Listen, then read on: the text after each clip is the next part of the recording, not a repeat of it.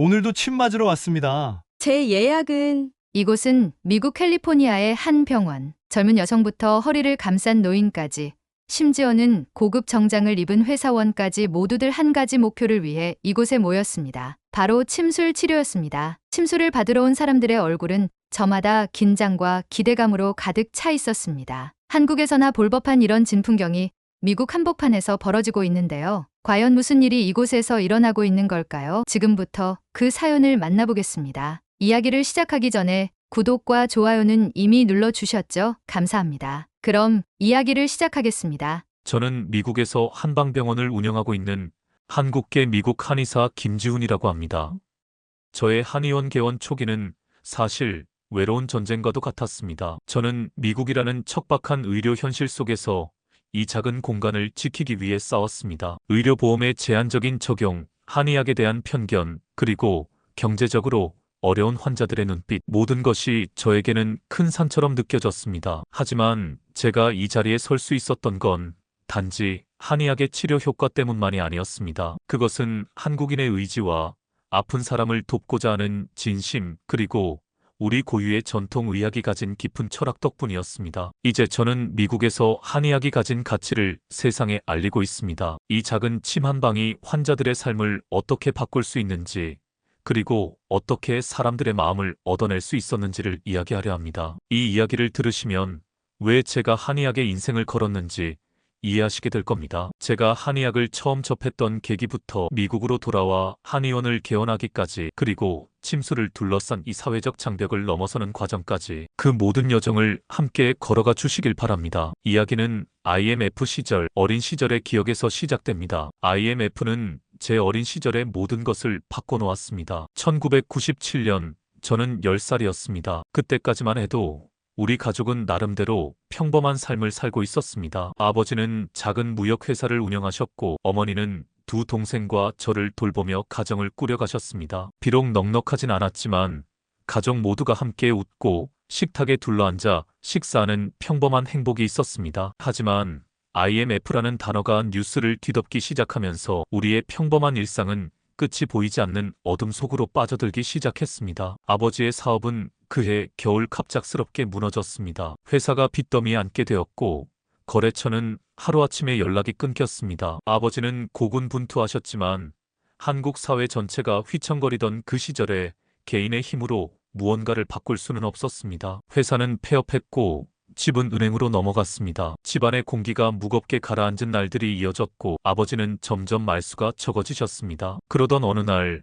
저는 학교에서 집으로 돌아오다가 어머니의 울음소리를 들었습니다. 그날 아버지는 세상을 떠나셨습니다. 그날의 기억은 아직도 선명합니다. 차가운 겨울바람, 어머니의 흐느낌, 그리고 아버지가 남기고 간 유서, 가족에게 미안하다는 몇 줄의 글은 어린 저에게 너무나 큰 상처로 남았습니다. 하지만 시간이 멈춰주지 않는 것처럼 우리 가족도 멈춰 있을 수는 없었습니다. 어머니는 슬픔 속에서도 우리를 데리고 먼 나라로 떠나기로 결심하셨습니다. 한국에 남아있어서는 살 수 없다는 판단 때문이었습니다. 미국이라는 나라는 저에게 새로운 시작이 아닌 또 다른 생존의 장이었습니다. 우리는 거의 쫓기듯이 미국으로 떠났습니다. 모든 것이 낯설었습니다. 공항에서 들리던 영어 소리, 우리 가족의 작은 짐가방, 그리고 어머니의 굳은 표정. 도착한 곳은 캘리포니아의 작은 도시였습니다. 어머니는 낮에는 식당에서 서빙을 하고 밤에는 청소 일을 하시며 가족을 먹여 살리셨습니다. 하루에 몇 시간도 못 주무시면서도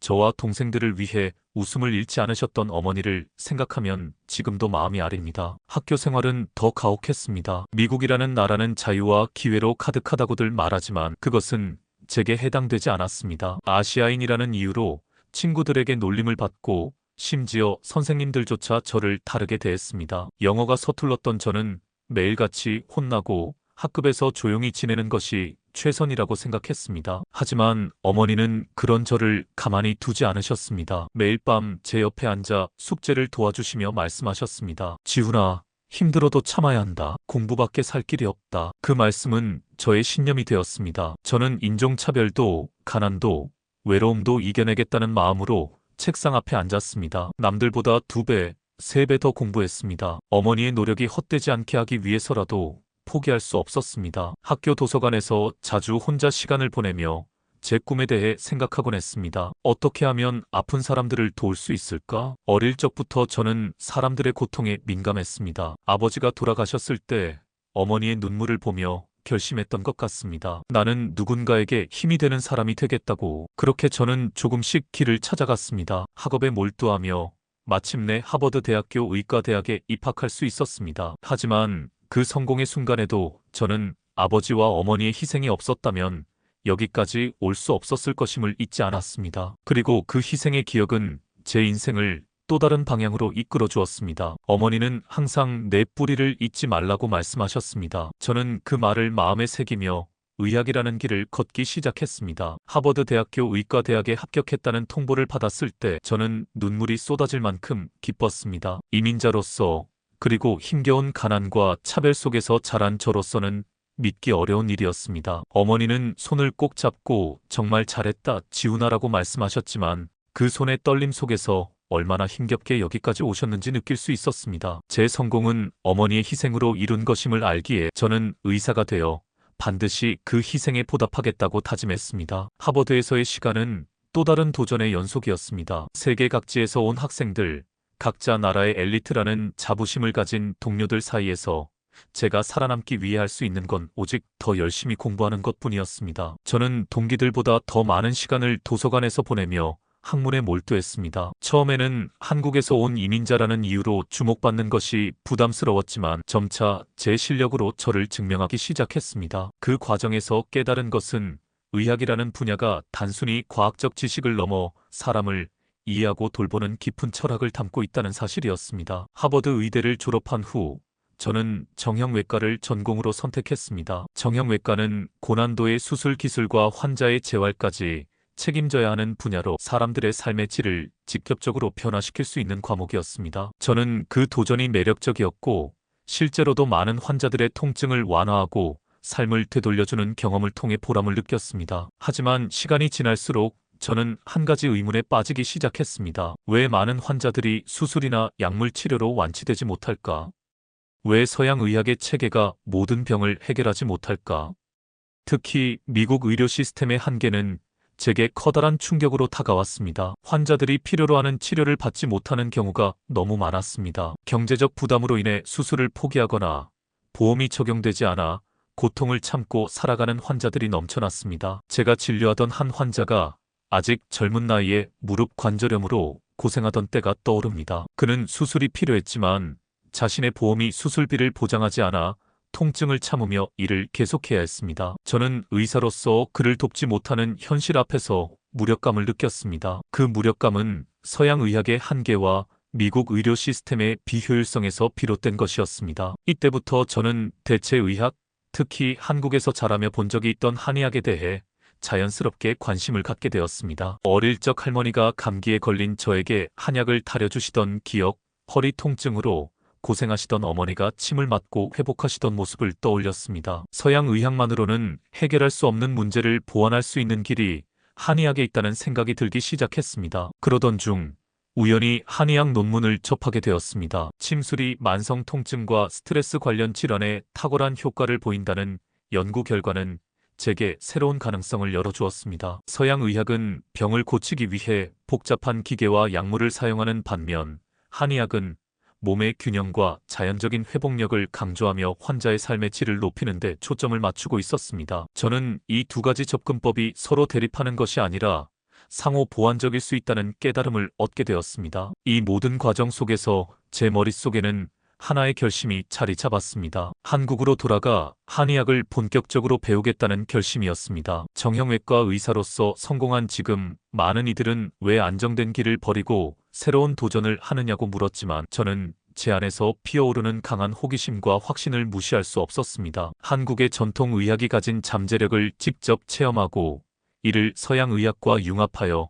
새로운 의료 패러다임을 제시하고 싶다는 열망이 저를 이끌었습니다. 그렇게 저는 미국에서 쌓아온 경력을 잠시 뒤로하고 한국행 비행기에 몸을 실었습니다. 제게는 다시 뿌리를 찾아가는 여정이자 의학이라는 더 큰 그림을 그리기 위한 새로운 시작이었습니다. 비행기가 인천공항에 착륙했을 때 저는 저도 모르게 창밖을 바라보며 깊은 숨을 내쉬었습니다. 떠난 지 20년이 훌쩍 넘은 한국 땅을 다시 밟는다는 것은 감정적으로도 실질적으로도 저에게 큰 도전이었습니다. 어린 시절 IMF의 그림자 속에서 도망치듯 떠난 나라. 이제는 새로운 목적을 가지고 돌아왔지만 그 기억은 여전히 저를 따라다녔습니다. 하지만 저는 제가 왜 여기에 있는지 잊지 않았습니다. 한의학이라는 새로운 세계를 배우기 위해, 그리고 나의 뿌리를 다시 찾기 위해 돌아왔습니다. 경희대학교 한의과대학에 들어섰을 때 저는 한 가지를 바로 깨달았습니다. 한의학은 단순한 민간요법이나 전통적인 치료 방식이 아니라 엄격한 학문적 체계와 철학에 기반을 둔 깊이 있는 학문이라는 사실입니다. 한의학 강의 첫날 교수님은 한의학의 기초인 음양오행론에 대해 설명하며 이렇게 말씀하셨습니다. 한의학은 인간을 단순히 질병의 집합체로 보지 않습니다. 인간은 자연의 일부이며 몸과 마음, 그리고 주변 환경이 서로 연결된 하나의 전체입니다. 저는 그 말에 깊이 매료되었습니다. 서양 의학에서 배운 관점은 분명히 훌륭했습니다. 우리는 질병을 정밀하게 진단하고 수술과 약물로 치료할 수 있습니다. 하지만 환자의 삶, 그들의 감정, 그리고 그들을 둘러싼 환경까지 고려하는 데에는 한계가 있었습니다. 한의학은 이러한 공백을 채워주는 중요한 관점을 제공했습니다. 침술 실습 시간은 저에게 또 다른 도전이었습니다. 저는 서양 의학에서 배운 기술이 충분히 정교하다고 생각했지만 침술은 그 이상의 섬세함과 집중력을 요구했습니다. 바늘 하나를 통해 인체의 경락과 기의 흐름을 조절한다는 개념은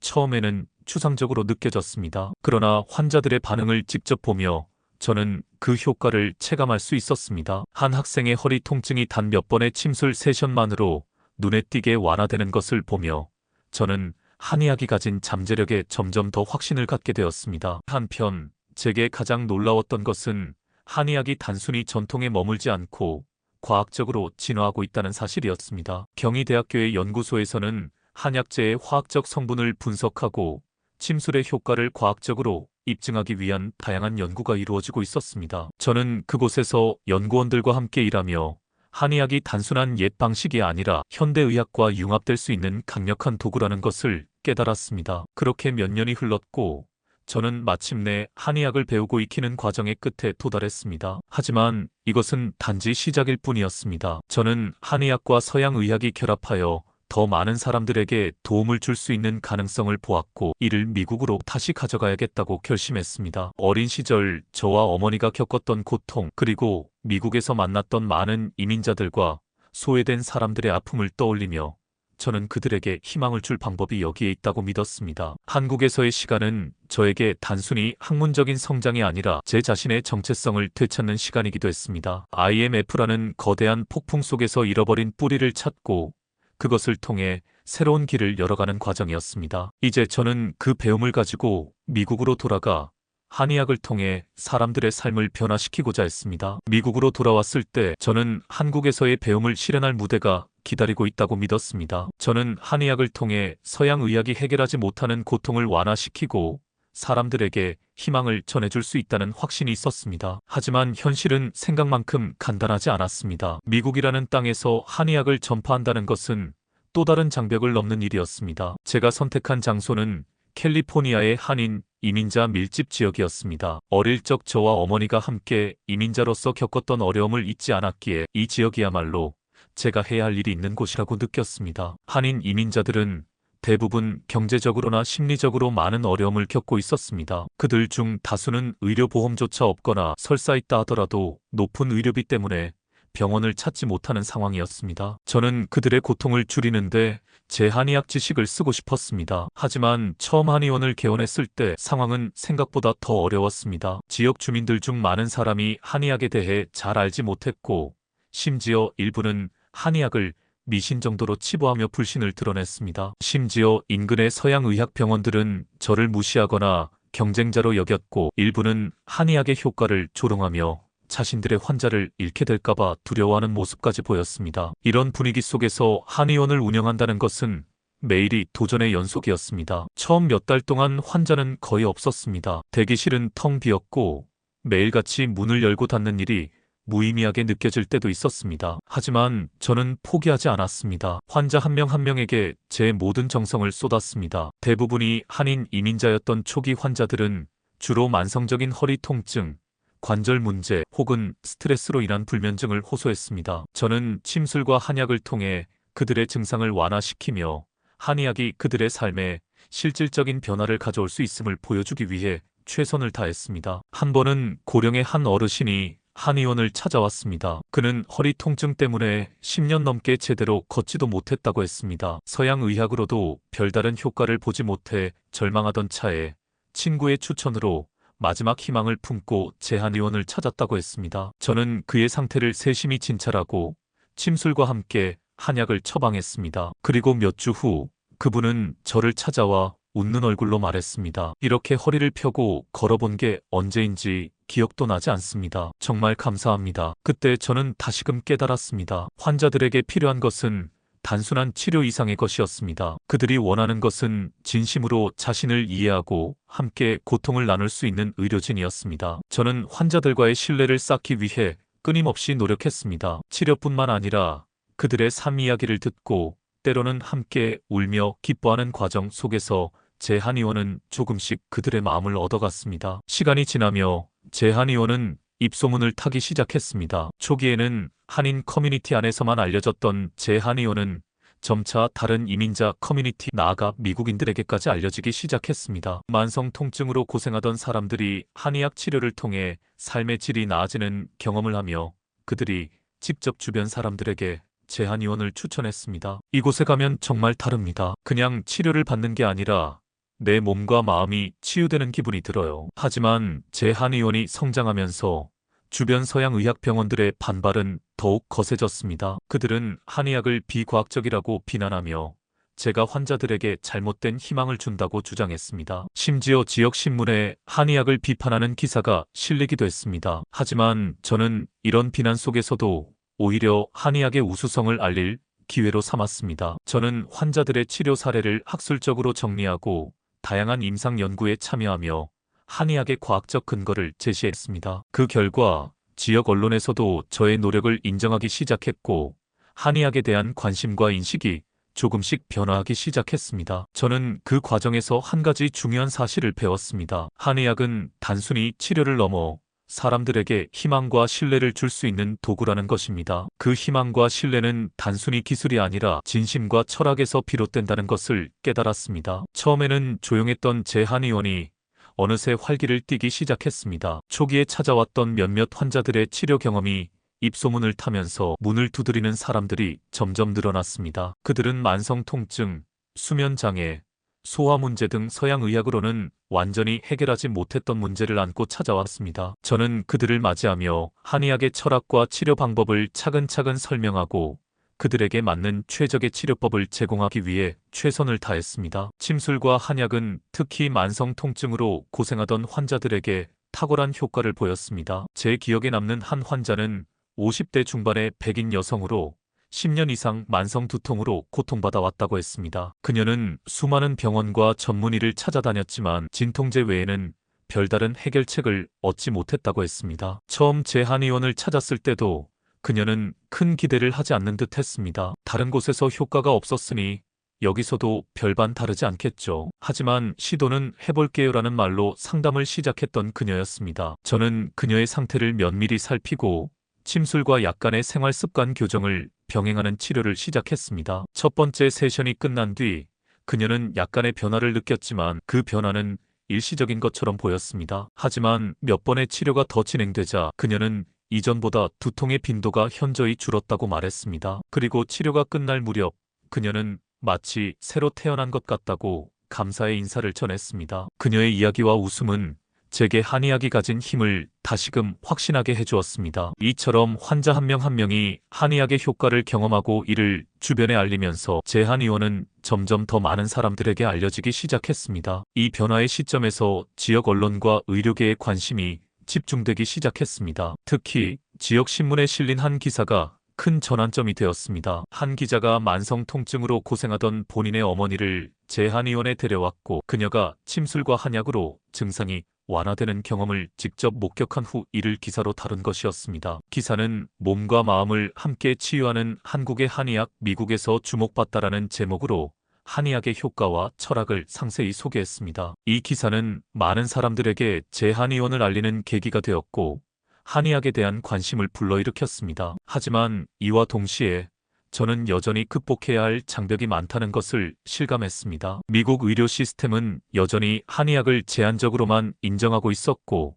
대부분의 환자는 침술 비용을 보험으로 처리할 수 없었습니다. 특히 메디케어와 메디케이드에서 침술을 만성요통에만 한정적으로 보장한다는 점은 환자와 저 모두에게 큰 제약이었습니다. 그래서 저는 치료비를 슬라이딩 스케일 방식으로 조정해 경제적 여건에 따라 환자들이 부담을 줄이고 치료를 받을 수 있도록 했습니다. 또한 저는 한의학의 과학적 효과를 입증하기 위해 임상 연구에 참여하기 시작했습니다. 침술이 만성 통증에 미치는 영향을 분석하는 연구 프로젝트에 자원하며 데이터와 사례를 기반으로 한의학의 효과를 의료계에 알리는 데 힘썼습니다. 이러한 노력은 지역 병원과 의료진들에게 한의학에 대한 새로운 인식을 심어주었고, 일부는 저와 협력하여 통합의료 모델을 시도하기도 했습니다. 한의학이 미국 사회에서 완전히 인정받기 위해서는 더 많은 노력이 필요했고, 저는 그 길을 계속 걸어가기로 다짐했습니다. 지역 커뮤니티와의 협력을 강화했습니다. 지역 비영리 단체와 협력하여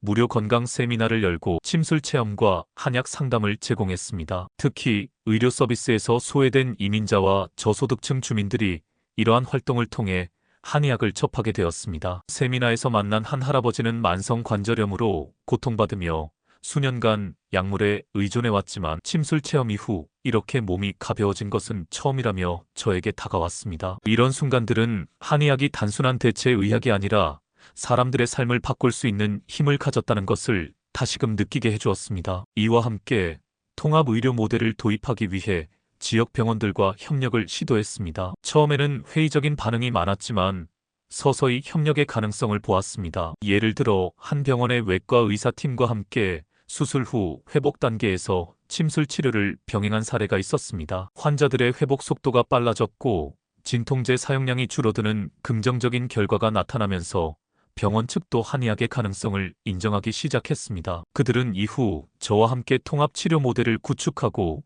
이를 확대하기 위한 계획을 논의하기에 이르렀습니다. 그러나 보험 문제는 여전히 해결해야 할 중요한 과제였습니다. 저는 한의학 치료가 보험에 포함될 수 있도록 지역 정치인들과의 만남을 시도했습니다. 캘리포니아주에서는 침술을 메디케이드에 포함시키는 법안이 논의되고 있었고, 저는 이 과정을 지원하며 한의학의 효과와 경제적 장점을 강조했습니다. 한의학은 단순히 비용을 절감하는 치료법이 아니라 환자들의 삶의 질을 높이는 중요한 도구라는 점을 강조하며 정책 변화의 필요성을 역설했습니다. 이 모든 노력은 점차 결실을 맺기 시작했습니다. 슬라이딩 스케일 제도를 통해 더 많은 사람들이 한의학 치료를 받을 수 있게 되었고, 지역 병원과의 협력은 서양 의학과 한의학의 융합 가능성을 열었습니다. 또한 임상 연구와 정책적 접근을 통해 한의학이 미국 의료보험 시스템에 조금씩 포함되는 길이 열렸습니다. 무엇보다도 환자들 사이에서 한의학이 가진 치유의 힘에 대한 신뢰가 쌓이며 한의원이 단순한 치료 공간을 넘어 희망의 상징이 되었습니다. 미국 의료계에서 한의학이 인정받기 시작한 이 순간에도 저는 그 잠재력이 어디까지 확장될 수 있을지 끝없이 고민하고 있습니다. 메디케어와 메디케이드에서 한의학 치료가 부분적으로 보험 적용되기 시작했다는 소식이 전해진 것은 2021년 겨울이었습니다. 비록 침술 치료에 한정된 제한적인 변화였지만 이는 미국 의료계에서 한의학이 공식적으로 인정받기 시작했다는 신호였습니다. 2023년부터는 미국의 주요 의과 대학에서 한의학 강의를 시작했습니다. 처음에는 선택 과목으로 시작했지만 학생들의 관심이 높아지면서 정규 교과 과정으로 자리 잡아가고 있습니다. 미래의 의사들이 동서양 의학을 모두 이해하고 활용할 수 있게 되는 것, 이것이야말로 진정한 의료의 혁신이라고 생각합니다. 코로나19 이후 원격 진료의 확산은 한의학에도 새로운 기회가 되었습니다. 화상 상담을 통해 기본적인 진단과 생활 처방이 가능해졌고, 이는 의료 접근성을 크게 향상시켰습니다. 물론 직접적인 치료는 여전히 대면 진료가 필요하지만 기술의 발전은 한의학의 저변을 넓히는 데 큰 도움이 되었습니다. 지난해부터는 NIH의 지원을 받아 한의학의 새로운 가능성을 연구하고 있습니다. 특히 노화 관련 질환과 정신건강 분야에서 한의학이 보여주는 가능성은 매우 흥미롭습니다. 가끔 제자들이 묻습니다. 왜 그토록 많은 어려움을 감수하면서 이 길을 선택하셨나요? 저는 이렇게 답합니다. 의학의 궁극적인 목적은 인간의 고통을 덜어주는 것입니다. 그 방법이 동양에서 왔든 서양에서 왔든 효과가 있다면 그것이 바로 좋은 의학입니다. 이제 저희 센터는 새로운 도전을 준비하고 있습니다. 더 많은 연구, 더 나은 치료법, 더 넓은 의료 접근성을 위해 한의학과 서양의학이 만나 만들어낼 미래의 의료는 더욱 풍성하고 효과적일 것입니다. 그리고 그 중심에서 저희는 계속해서 희망의 씨앗을 뿌려나갈 것입니다. 한의학이 미국 내에서 인정받는 과정은 단순한 성장이 아니라 의료제도와 정책의 변화를 가져오는 중요한 전환점이었습니다. 환자들의 신뢰와 지역사회의 호응은 한의학이 가진 잠재력을 보여주는데 중요한 역할을 했습니다. 저는 이 변화의 중심에서 한의학의 가치를 알릴 수 있었다는 것에 큰 자부심을 느꼈습니다. 하지만 여전히 갈 길이 멀다는 것도 알고 있었습니다. IMF 시절 아버지를 잃고 어머니와 함께 겪었던 고통, 미국에서의 차별과 외로움,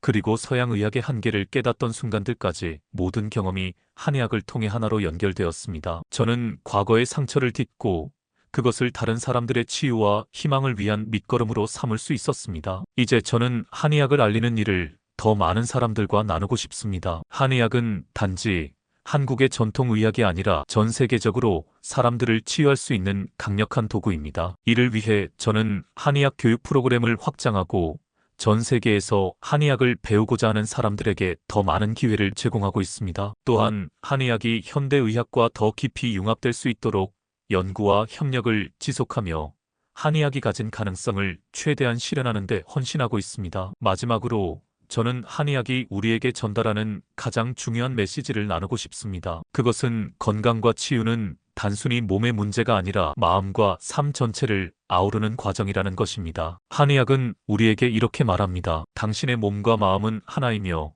당신은 자연과 연결되어 있습니다. 그 균형을 찾는 것이 바로 치유입니다. 한의학은 계속해서 성장하고 있습니다. 전 세계 사람들이 그 가치를 깨닫고 더 많은 사람들이 이를 통해 새로운 삶의 가능성을 발견할 날을 꿈꿉니다. 오늘의 이야기는 여기까지입니다. 김지훈 선생님의 이야기는 단순한 성공담을 넘어 인간의 고난과 회복, 그리고 헌신의 아름다움을 보여주는 감동적인 여정으로 느껴집니다. IMF 시절의 상처와 이민자로서의 도전을 넘어 한의학을 통해 사람들의 삶을 치유하고 희망을 전하신 선생님의 노력이 깊이 존경스럽습니다. 이 이야기는 단지 한 개인의 이야기가 아니라 전통과 현대, 동서양 의학의 조화를 통해 더 나은 미래를 만들어가는 귀한 메시지로 다가옵니다. 여러분의 구독과 좋아요, 알림 설정에 힘입어서 더 감동적인 이야기로 다시 찾아뵙겠습니다. 감사합니다.